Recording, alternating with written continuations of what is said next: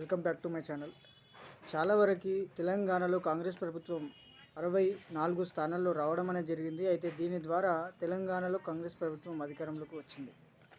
అయితే 6 గ్యారంటీలలో భాగంగా రైతు బంధు అనే దానిని రైతు భరోసాగా మారుస్తారు అనేటువంటి అంశం అందరికీ తెలిసిందే. అయితే ఈ రైతు భరోసాని ఎవరికి ఇస్తారు, భూమి ఉన్నవారికే ఇస్తారా లేదా అనేటువంటి విషయం గురించి ఈరోజు మన వీడియోలో పూర్తిగా తెలుసుకుందాం. అయితే 6 గ్యారంటీ పథకాలు అనేవి ప్రతి ఒక్కటి తెల్ల రేషన్ కార్డు మీద ఆధారపడి ఉండడం అనేది దీంట్లో విశేషంగా భావించవచ్చు. అయితే దీంట్లో చాలామందికి రేషన్ కార్డులు ఉంటాయి, కొంతమందికి ఉండవు.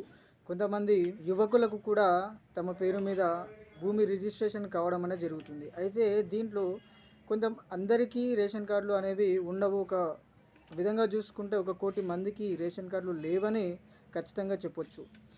అయితే కొత్తగా భూ రిజిస్ట్రేషన్ అయినటువంటి వారిలో రేషన్ కార్డు లేనటువంటి వారు ఏ విధంగా చేసుకోవాలి అనేటువంటి అంశం ప్రస్తుతం తెర మీదకి రావడం అనేది జరిగింది. అయితే ఒక కుటుంబంలో 4 లేదా 10 మంది, 7 మంది, 6 మంది అనేటువంటి సంఖ్యలో ఉంటారు. అయితే ఆ కుటుంబం పెద్ద మీద రేషన్ కార్డు అనేది ఉంటుంది. అయితే మీ రేషన్ కూడా ఆ కుటుంబ సభ్యులతో సమానంగా ఉంటుంది కాబట్టి మీ రేషన్ కార్డు ఆల్రెడీ మీ పేరు మీద ఉన్నట్టే వస్తుంది.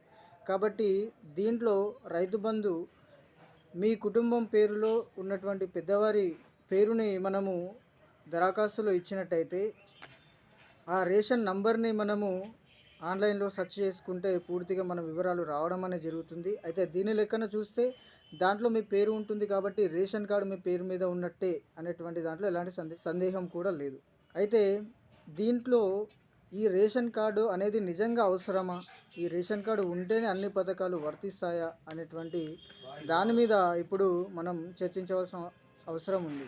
అయితే రేషన్ కార్డు అనేది పర్టికులర్గా ఎలాంటి అవసరం లేదు. సో పోయినటువంటి ప్రభుత్వంలో చూస్తే రేషన్ కార్డు లాంటివి ఎలాంటి అడగలేదు. కేవలం మనకు భూమి యొక్క పట్టా ఉండాలి, అదేవిధంగా మన అకౌంట్ నంబర్ ఉంటే సరిపోతుంది, మన బ్యాంక్ అకౌంట్.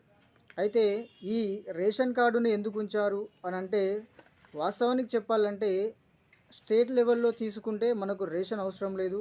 ఇది మధ్యతరగతి, బీద తరగతి వారికి ఫుడ్ డొనేషన్ చేయాలి, పేదవారు ఆకలితో ఉండొద్దు అనేటువంటి ఉద్దేశంతో ఈ ఫుడ్ రేషన్ కార్డు పథకం అనేది తీసుకురావడం అనేది జరిగింది. అయితే సెంట్రల్లో కాంగ్రెస్ ఒక భాగం కాబట్టి రేషన్ కార్డు అనేది ఒక పర్టికులర్గా ఒక ఆధారంగా, ముఖ్యమైన ఆధారంగా ఈ కాంగ్రెస్ ఇప్పుడు ప్రజెంట్ తీసుకొని రావడం అనేది జరిగింది. వాస్తవానికి రేషన్ కార్డు అవసరం లేదు.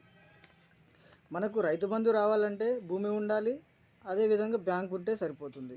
ఈ రెండుతోనే రేషన్ కార్డుకు సంబంధం లేదు. అయితే ఈ రేషన్ కార్డులో మరొక విశేషమైనటువంటి విషయం ఏంటంటే, గృహలక్ష్మి పథకం కానీ, మహాలక్ష్మి పథకం కానీ 4000 కానీ రావాలంటే ప్రతిదానికి రేషన్ కార్డు లింక్ అనేది చాలా వరకు అవసరం ఉంది. అయితే ఈ విధంగా చూసుకుంటే ఎంతోమందికి నష్టం జరిగేటువంటి అవకాశం చాలా ఉంది. కాబట్టి దీనిపైన ప్రభుత్వం ఆలోచించాలని చెప్పేసి చాలామంది సూచనలు కూడా చేస్తున్నారు.